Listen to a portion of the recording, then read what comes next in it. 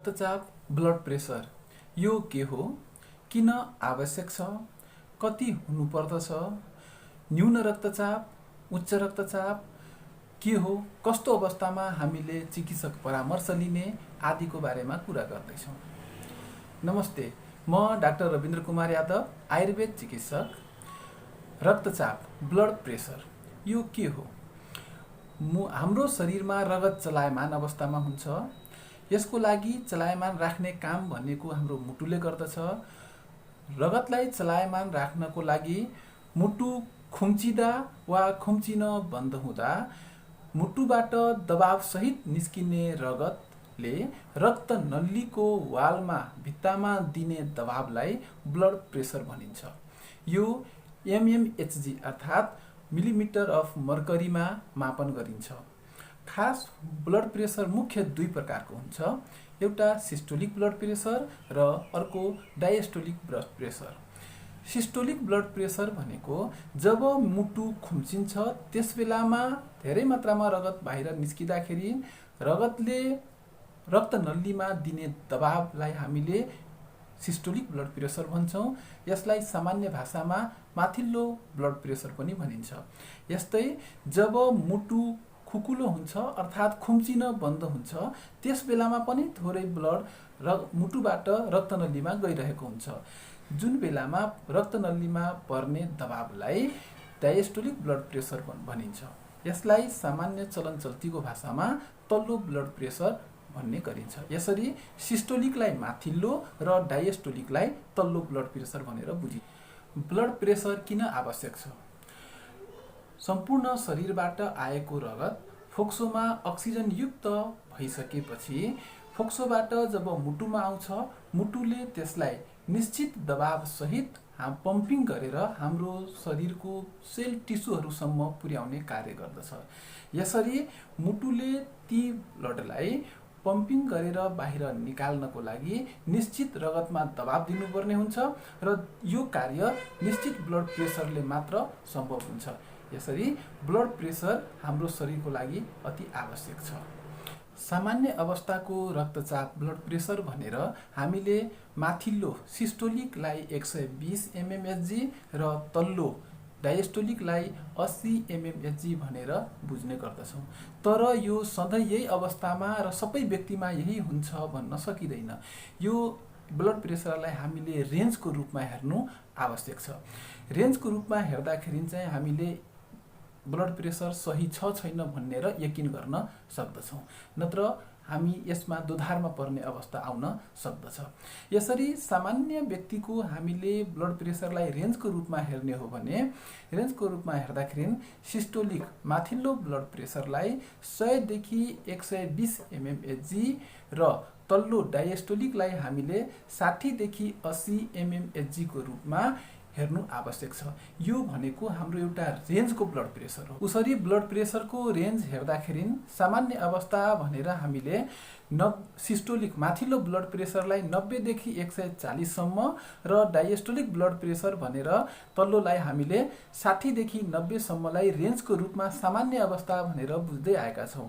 तर अहिलेको अवस्थामा आएर यसलाई हेर्दाखेरि हाम्रो माथिल्लो 90 देखि 140 लाई अर्थात् सिस्टोलिकलाई हामीले 100 देखि 120 को रूपलाई हामीले रेन्जको रूपमा बुझ्नुपर्ने आवश्यकता छ।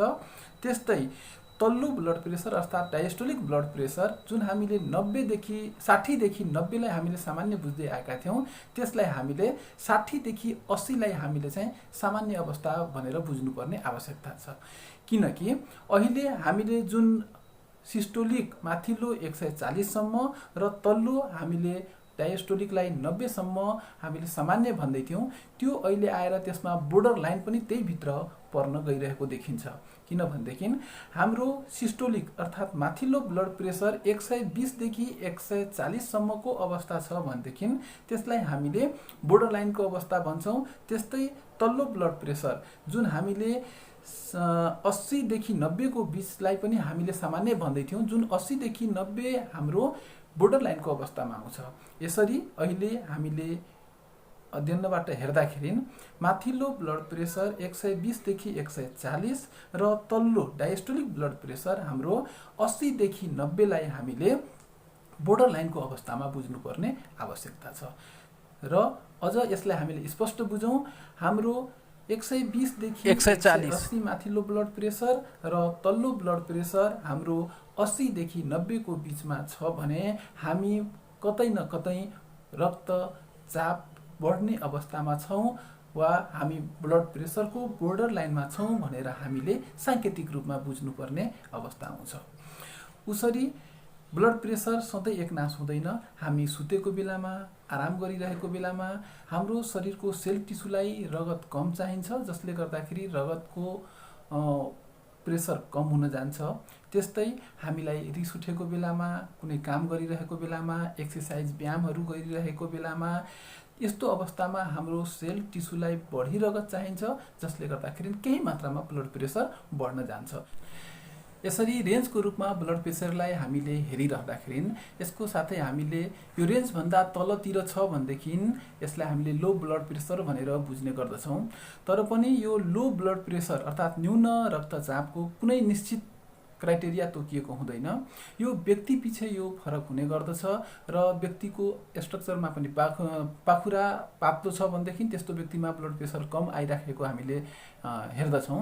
त्यसैले न्यून रक्तचाप अर्थात् लो ब्लड प्रेसर भनेर हामीले त्यत्तिकै अनुमान गर्ने अवस्था चाहिँ हुँदैन। तर पनि यो भनिराख्दाखेरि पनि कुनै व्यक्तिमा लक्षण छैन भनेदेखि ठिकै छ, तर ब्लड प्रेसर कम छ र यसको सँगसँगै लक्षणहरू देखिरहेको छ भनेदेखि हामीले यसलाई लो ब्लड प्रेसर भनेर यसको व्यवस्थापनतिर लाग्नुपर्ने हुनसक्छ। यसको लक्षणहरू हामीले हेर्दाखेरि बसेर जुरुक्क उठ्दाखेरि रिङ्गटा लाग्ने, चक्कर लाग्ने, अगाडिको भागमा केही धमिलो जस्तो देखिने, मुटुको धड्कन बढेको जस्तो हुने, बेहोस हुने, यस्तो अवस्था छ भनेदेखि हामीले यस्तो अवस्थामा यो लो ब्लड प्रेसर हो भनेर यसको म्यानेजमेन्टतिर केही न केही उपचार व्यवस्थापनमा जानुपर्ने हुन सक्दछ। तर लक्षणहरू छैन भन्दैमा हामीले चाहिँ कोही व्यक्तिमा ब्लड प्रेसर हाइपरटेन्सन उच्च रक्तचापको कारणले औषधि खाइरहेको छ र त्यस्तो व्यक्तिमा भर्खर खान सुरु गरेको वा खाइरहेको छ र त्यस्तो व्यक्तिमा ब्लड प्रेसर निरन्तर कमतिर गइरहेको छ भनेदेखि त्यस्तो अवस्थामा तर हामीले चाहिँ चिकित्सकको परामर्श लिनुपर्ने अवस्था आउँदछ। यस्तै कहिलेकाहीँ ब्लड प्रेसरको औषधि खाइरहेको अवस्थामा या नखाइरहेको अवस्थामा पनि झाडा पखाला लागेको छ, ज्वरो आएको छ, सङ्क्रमणहरू देखिएको छ भनेदेखि त्यस्तो अवस्थामा हाम्रो ब्लड प्रेसर सामान्यभन्दा कमतिर झर्न गइरहेको हुन्छ भनेदेखि त्यस्तो अवस्थामा यदि हामीले मेडिसिन लिइरहेको छौँ भने डोजलाई व्यवस्थापन गर्नुपर्ने हुन सक्दछ। त्यसैले यस्तो अवस्थामा हामीले चिकित्सकसँग परामर्श लिनु आवश्यकता छ। चिकित्सकको परामर्श अनुसार मेडिसिनलाई हामीले डोज मेन्टेन गर्नुपर्ने हुन सक्दछ। यसरी हामीले न्यून रक्तचाप कुनै रोग होइन, यो सामान्य अवस्था हो भनेर बुझ्ने बेलामा केही सचेत हुनु चाहिँ आवश्यक हुन सक्दछ। जसरी कहिलेकाहीँ दीर्घकालीन मुटुको रोग हुनसक्छ, जन्मजात मुटुको रोग हुनसक्छ, थाइराइडको समस्या हुनसक्छ। यस्तो कारणहरूले गर्दाखेरि हाम्रो ब्लड प्रेसर कम भएको हुनसक्छ, तर त्यस्तो कुरालाई क्लियर हुनको लागि चिकित्सकको परामर्श आवश्यक पर्दछ। यस्तै उच्च रक्तचाप हाइपरटेन्सन, हाम्रो सिस्टोलिक माथिल्लो ब्लड प्रेसर 140 mmHg भन्दा माथि र तल्लो डायस्टोलिक ब्लड प्रेसर 90 mmHg भन्दा माथितिर गइरहेको छ भनेदेखि यस्तो अवस्थालाई हामीले हाइपरटेन्सन उच्च रक्तचाप भनेर बुझ्नुपर्ने हुन्छ। WHO ले भनेअनुसार सिस्टोलिक 140 भन्दा माथि र डायस्टोलिक 90 भन्दा माथितिर गइरहेको छ भनेदेखि हामी उच्च रक्तचापमा छौँ र यसलाई व्यवस्थापन गर्नुपर्छ भन्नेतिर हामीले ध्यान दिनुपर्ने हुन्छ। उच्च रक्तचाप हाइपरटेन्सनलाई एउटा एकदम साइलेन्ट किलरको रूपमा हामीले बुझ्ने गर्दछौँ। किनभनेदेखि 90% जति हाम्रो उच्च रक्तचापको व्यक्तिमा कुनै प्रकारको लक्षण हुँदैन, यो लक्षण विहीन अवस्थामा हुन्छ। 10% व्यक्तिमा मात्रै केही लक्षण देखिएर आएको हुन्छ र यसको जुन 10% व्यक्तिमा लक्षण देखिन्छ त्यस व्यक्तिहरूमा मुख्य रूपमा देखिने लक्षण भनेको टाउकोको दुखाइ हुनु हो, जसबाट व्यक्तिले कुनै न कुनै ठाउँमा आफूलाई अप्ठ्यारो महसुस गरेर चिकित्सक कहाँ जाँदाखेरि ऊ उच्च रक्तचापमा छ भनेर डिफाइन भइरहेको हुन्छ। यसरी यो भनेको एउटा साइलेन्ट किलरको अवस्थाको हो भनेर हामीले यसको व्यवस्थापनमा लाग्नु अति आवश्यक हुन्छ। उच्च रक्तचापको चर्चा गरिरहँदाखेरि उच्च रक्तचाप भएको व्यक्तिमा यसले मुख्य गरेर ब्लड प्रेसर उच्चतिर हाईतिर गइरह्यो भनेदेखि हाई ब्लड प्रेसरले हाम्रो शरीरको निश्चित अर्गेनलाई धेरै मात्रामा क्षति गर्ने अवस्था हुन्छ। जस्तै मस्तिष्क, आँखा, मृगौला, किडनी, यी अर्गेनहरू भनेको हाम्रो उच्च रक्तचापले क्षति हुने प्रकारको अर्गेन हो। त्यसैले यी अर्गेन अङ्गहरूमा क्षति हुन नदिनको लागि अर्थात् मृगौला, किडनी, आँखा, मुटुलाई उच्च रक्तचापबाट पर्न सक्ने असरबाट बचाउनको लागि यसलाई व्यवस्थापन गर्नु अति आवश्यक हुन्छ। र यसलाई गर्ने भनेको नै हामीले एउटा सामान्य अवस्था अर्थात् 120/80 अर्थात् सिस्टोलिक 120 mmHg र डायस्टोलिक हामीले 80 mmHg मा सीमित राख्न सक्यौँ भनेदेखि उच्च रक्तचापबाट भोलिको दिनमा आउन सक्ने क्षतिबाट हामी बच्न सक्दछौँ र यो नै मुख्य कार्य हो। यसरी हामीले उच्च रक्तचाप अर्थात् हाई ब्लड प्रेसरको अवस्थामा हामीले आउन सक्ने क्षतिबाट बच्नको लागि यसलाई 120/80 अर्थात् 120 र 80 मा सीमित राख्नुपर्छ भनेर चर्चा गरिरहँदाखेरि सबैमा यो 120 र 80 नै उपयुक्त हुन्छ, यतिमै सीमित राख्नुपर्छ भन्ने पनि छैन। यसको लागि हामीले प्रत्येक व्यक्तिको टार्गेट ब्लड प्रेसर कति हुनुपर्छ भनेर बुझ्नु पर्दछ। यसरी टार्गेट ब्लड प्रेसर भनेर हामीले आफ्नो टार्गेट ब्लड प्रेसर मूल्याङ्कन गर्दाखेरि सामान्य व्यक्तिले मेरो टार्गेट ब्लड प्रेसर 120/80 हुनुपर्छ भनेर बुझ्नु जरुरी छ।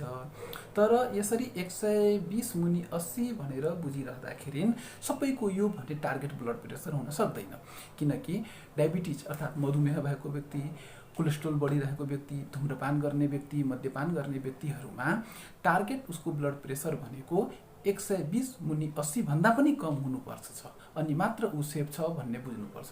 नत्र भनेदेखि यस्ता प्रकृतिका व्यक्तिहरूमा उसको ब्लड प्रेसर 120/80 भन्दा बढीतिर गयो भनेदेखि हाम्रो शरीर उसको शरीरको भाइटल अर्गेनहरू जस्तै मस्तिष्क, मृगौला, मुटु, त्यस्तै आँखा इत्यादि अर्गेनहरूमा अङ्गहरूमा क्षति हुने सम्भावना बढेर जान्छ। त्यसैले त्यस्ता व्यक्तिहरूको टार्गेट ब्लड प्रेसर 120/80 भन्दा पनि कम हुनु पर्दछ। हाल विभिन्न रिसर्चहरूले के देखाएको छ भन्दाखेरि माथिल्लो 115 र तल्लो 75 भन्दा ब्लड प्रेसर माथितिर जान लाग्यो भने दीर्घकालमा धेरै दिनपछि त्यस्ता व्यक्तिहरूको संवेदनशील अङ्गहरूमा कुनै न कुनै प्रकारले क्षति देखा पर्दछ।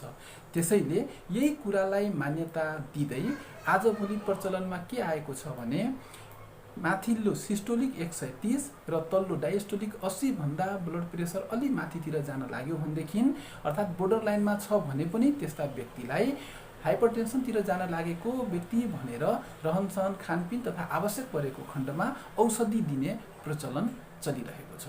त्यसैले रोग विशेषको अवस्था बाहेक सामान्य अवस्थामा सामान्य भन्दा हाम्रो रक्तचाप कम भएको नै बेस हुन्छ। अन्त्यमा यी कुराहरूको चर्चा गरिसकेपछि अन्त्यमा सामान्य रूपमा उब्जिने प्रश्न भनेको के हो भन्दाखेरि हाम्रो रक्तचाप सम्बन्धी कस्तो अवस्थामा हामीले चिकित्सकको परामर्श लिने भनेर हामीसँग एउटा प्रश्न बुझेर आउँछ।